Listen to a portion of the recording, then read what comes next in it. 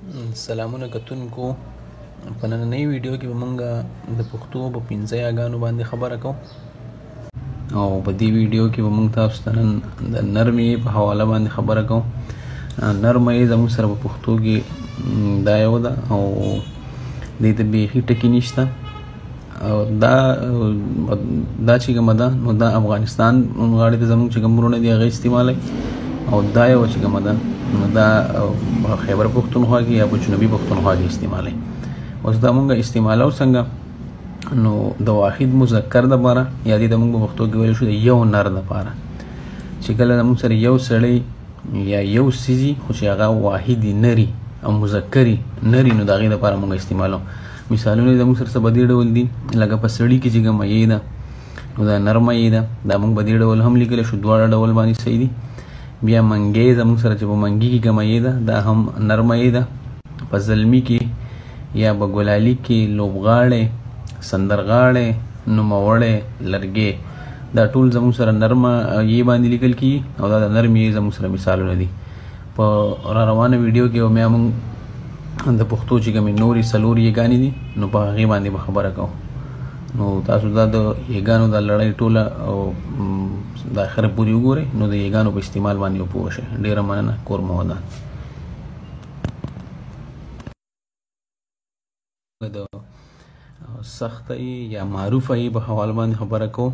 هغه یې دا ده چې د لاندې د دوه څنګ په څنګ باندې ټکي او دا یې به استعمالو په کوم ځای کې نو دا یې به د جمع مذکر دپاره استعمالیږي په پښتو کې. لکه که زمونږ که مثالونه یې دا دي که مونږ وایو چې سړي نو بیا به دا یې استعمالو. که مونږ چې وایو چې سړی نو بیا به نرمه یې استعمالو. څنګه چې زمونږ په لوبغاړي زمونږ د دې نه ډېر مرادي نو لوبغاړي سپرلي وتلي سپي زلمي سندرغاړي لرګي چې زمونږ کله جمع مذکري زمونږ سره نو بیا به مونږ دا استعمالو.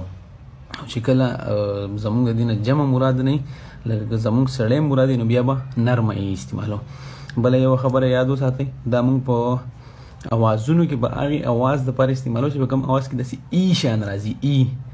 لکه د اردو کې چې مونږ څنګه وایو لړکي نو د اردو کې چې کومه دا ای ده که نه لړکي ای والا چې کوم اواز دی لکه سړي لوبغاړي سپرلي دا ای چې کوم اواز دی چې دا په کوم ځای کې راځي نو د هغې دپاره به مونږ دغه سخته یې استعمالو.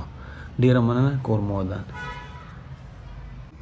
تانیث یې زموږ سره بیټکو یې ده او دې ته داسې دا شاته ورسره لکۍ شوې ده نو دې یې د تانیث یې وایي او دا یې زموږ سره د واحد مؤنث دپاره استعمالېږي. د دې یې او د امریه یې اوازونه یو شان دي. په کومه یې د کوم اواز په اخره کې چې کوم ټکی مونږ وایو د هغې په اخره کې چې ای راشي نو د هغې دپاره مونږ دا استعمالو. خو په دې دواړو کې توپیر دا دی چې هغه چې کومه یې وه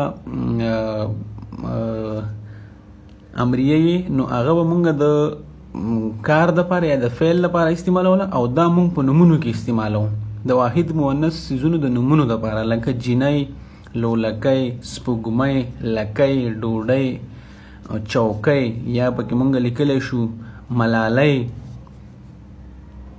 نو د دې ټولو دپاره مونږ دغه تانیث یې استعمالو. په کومو واحد مؤنث نومونو په اخره کې چې ای راشي د هغې دپاره مونږ دا یې استعمالو. ډېره مننه. کور مو ودان. نننۍ ویډیو کې مونږ په مخصوصه یې یا بل نوم ورته معروفه یې هم وایي دا یې زموږ سره د جمع مؤنث دپاره استعمالیږي. خو په دې کې بله مهمه خبره دا ده چې دا یې مونږ د هغې اواز دپاره استعمالو کوم اواز کې چې ای راشي ای په اخره کې. لکه مثالونه زموږ سره دا دي ښځې.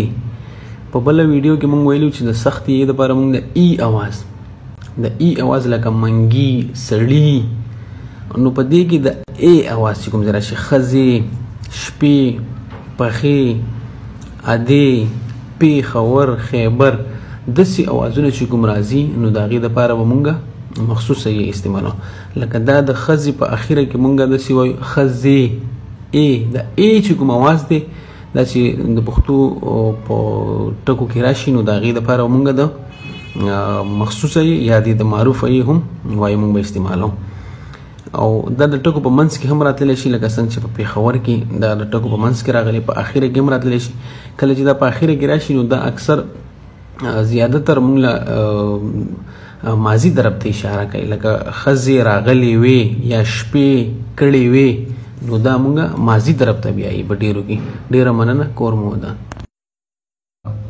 بله یې چې کومه ده زموږ سره هغه امریه یې ده، په دې یې باندې د پاسه داسې وړوکې حمزه وي او دا یې موږ په هغې ځایونو کې استعمالوو، کومو ځایونو کې چې په اواز کې زموږ سره ای راځي، لکه څنګه چې موږ په سخته یې کې ویلي وو چې ای راځي، نو دغسې په دې یې کې زموږ سره ای اواز راځي او دا موږ د فعلونو او د امر یا د ویناګانو دپاره استعمالوو، لکه څنګه چې موږ ته څوک وایي چې لاړ شئ، ای چې په اخره کې پکې راځي، یا موږ ته وایي راولئ، یا هغه بوزئ، چای وڅښئ.